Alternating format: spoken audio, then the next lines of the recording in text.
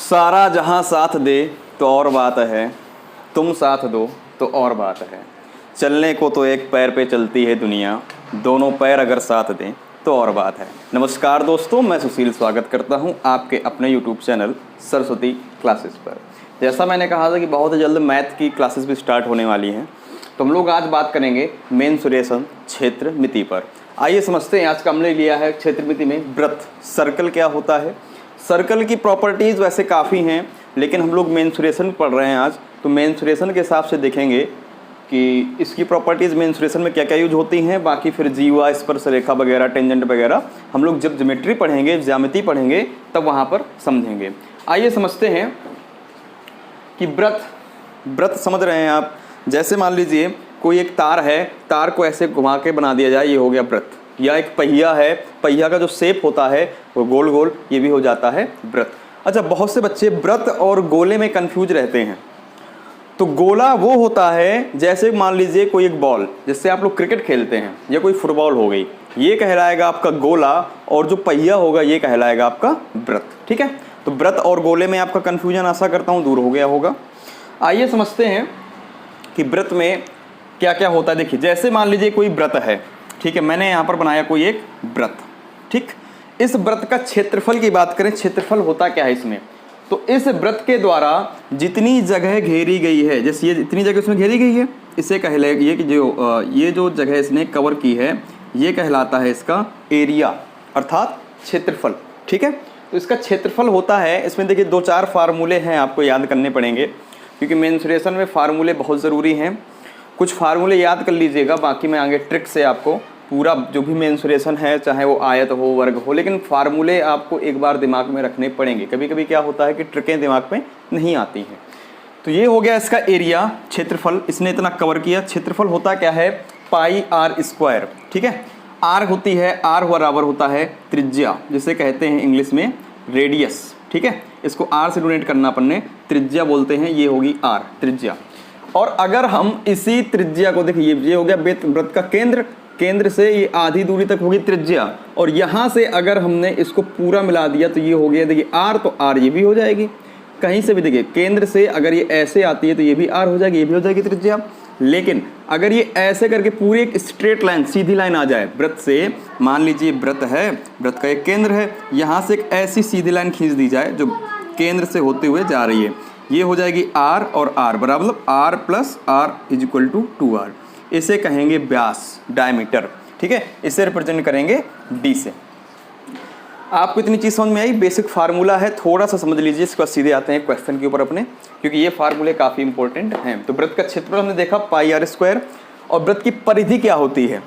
परिधि का मतलब होता है कि मान लीजिए कोई एक तार है, तार ले लिया अपन ने, ठीक है, उस तार को ऐसे गोल करके एक बना दिया गया व्रत।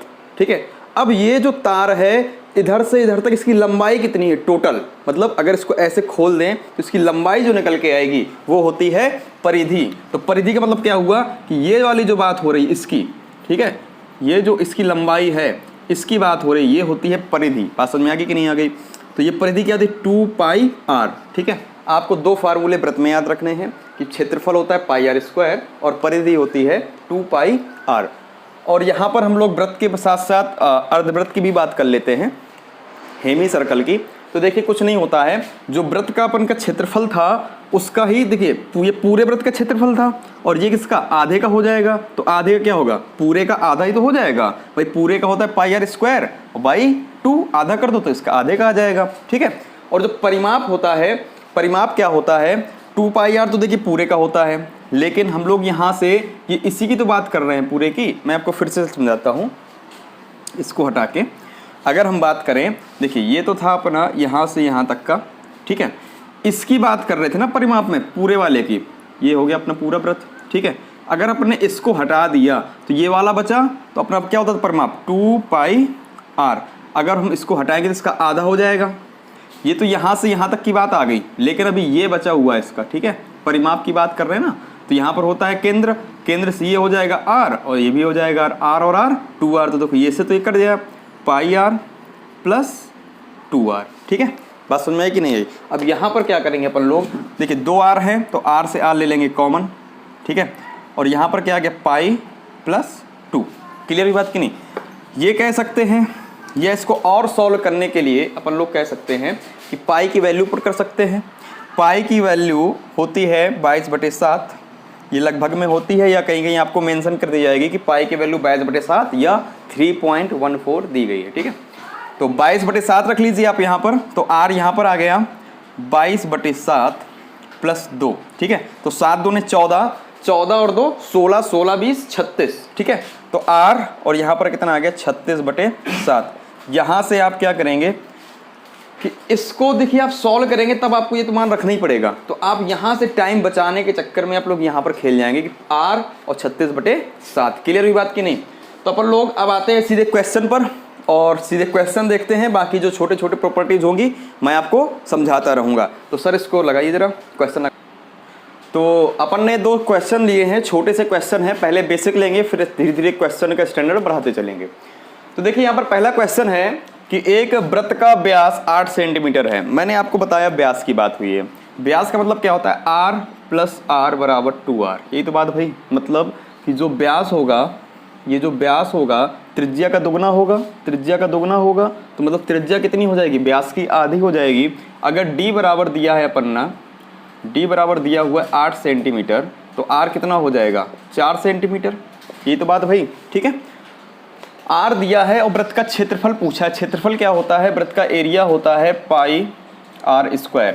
पाई की वैल्यू 22/7 रख सकते हैं, और r की वैल्यू क्या आ गई? r 4 × 4 4 × 4। क्लियर हुई बात कि नहीं? ठीक है, अब इसको आप सॉल्व कर लेंगे। तो जब सॉल्व करेंगे तो 4 × 16, 16 दूनी 32, कैरी 3, और 16 दूनी 32 3 35, 352/7। ठीक है, ये आ गया आपका आंसर। एक चीज़ याद रखिएगा कि जब क्षेत्रफल होगा तब इसकी एक यूनिट होती है। यूनिट से आप लोग काफ़ी हेल्प मिल सकती है। कि जैसे यहाँ पर दिया है सेंटीमीटर, ठीक है, 8 सेंटीमीटर। अब यहाँ पर जो इसकी त्रिज्या आई है ये 4 सेंटीमीटर ही तो आई है। ठीक है, मतलब 4 सेंटीमीटर यहाँ पर आएगा, 4 सेंटीमीटर × 4 सेंटीमीटर। तो अपन ने अभी देखिए 4 और 4 का मल्टीप्लाई करके 16 पाया, 4 4 जा 16, 16 2 जा करके मल्टीप्लाई कर लिया। अब देखिए सेंटीमीटर × सेंटीमीटर करेंगे तो यहाँ पर क्या आएगा? Centimetre square. क्लियर हुई बात की नहीं? ठीक है, और जब वॉल्यूम होता है तो वॉल्यूम में 3 टाइम मल्टीप्लाई होता है तो वहाँ पर क्यूब आता है। अगर किसी संख्या में या किसी क्वेश्चन में आपको दे दिया जाए सेंटीमीटर स्क्वायर या मीटर स्क्वायर, तो आप समझ जाइएगा कि वो क्या दे रखा है, उसने क्षेत्रफल दे रखा है किसी चीज़ का। ठीक है, तो आंसर इसका ये हो गया। अब डिपेंड करता है, अगर इसका भाग देना होगा तो फिर ऑप्शन में आपको मिल जाएगा। अगला क्वेश्चन था कि एक वृत्त की त्रिज्या 7 सेंटीमीटर है, तब परिधि क्या होगी? परिधि की बात की थी, मतलब कि कोई एक वृत्त होगा, ये जो वृत्त इसकी बात हो रही है, परिधि ये चारों तरफ का, उसने कितना, मतलब उसकी लंबाई कितनी है गोले की। ठीक है, तो त्रिज्या दी है r = दिया है उसने, r = दिया है उसने 7। क्लियर हुई बात? 7 सेंटीमीटर। ठीक है, और परिधि होती है 2πr।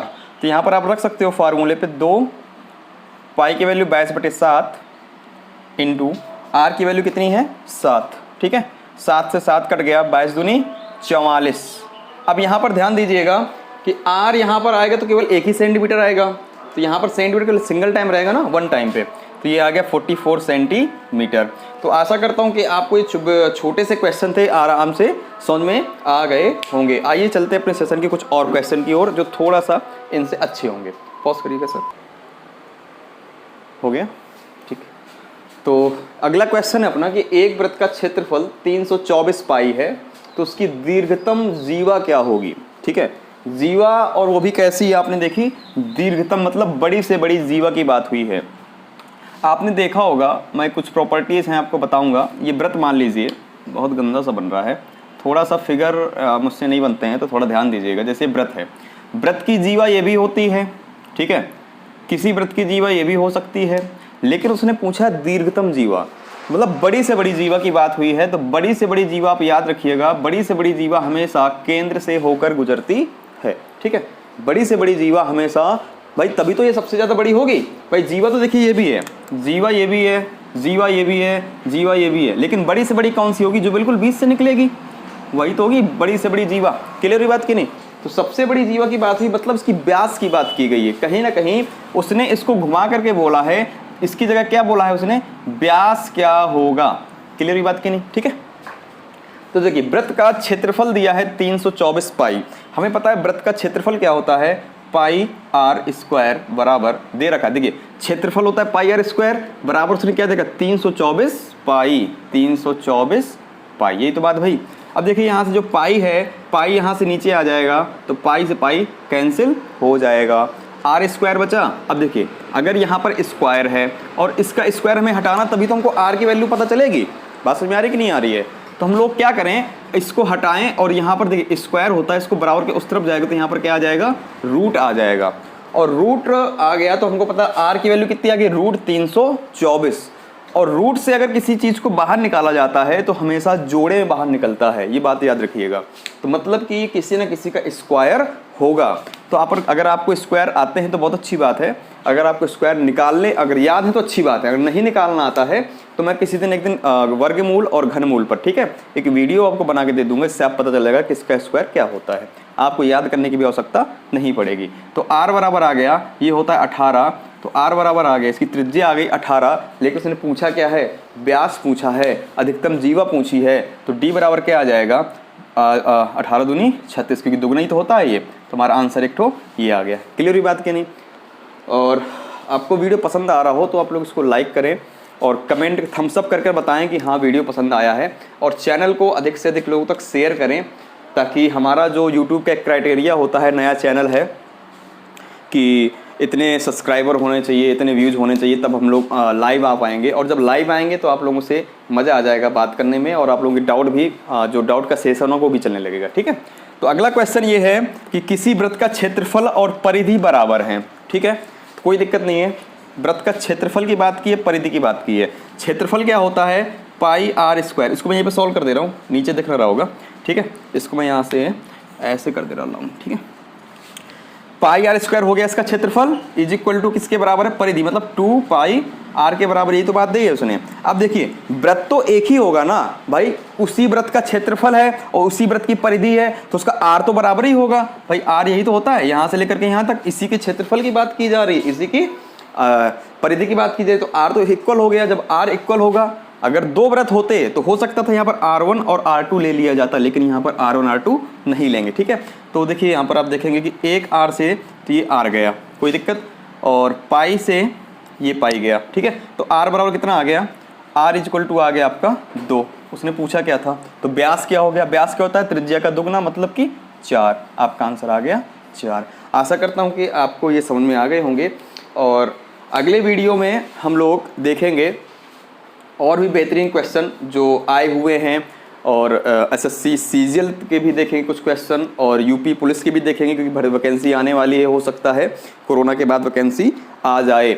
और जैसे कि मान लीजिए एसएससी जीडी का भी एग्ज़ाम होने वाला था, अभी पोस्टपोन हो गया है, और यूपीएसआई, इनमें काफ़ी मदद मिलेगी आपको। मदद क्या कहूँ, मैं कोशिश करूँगा जितना प्रीवियस ईयर का पेपर है, ठीक है, चाहे वो रेलवे ग्रुप डी का हो, एनटीपीसी में जो आए हुए क्वेश्चन है उनको उनकी सीरीज चला देंगे यहाँ पर, तो आपको काफ़ी मदद मिलने वाली है। तो आप लोग अपना प्यार दिखाते रहिए, सपोर्ट करिए हमारे चैनल को, लाइक करिए, दोस्तों के साथ शेयर करिए, और मुस्कुराते रहिए, घर में रहिएगा, कोरोना का दौर है, घर से बाहर मत निकलिएगा। मिलते हैं अगले वीडियो में, नमस्कार।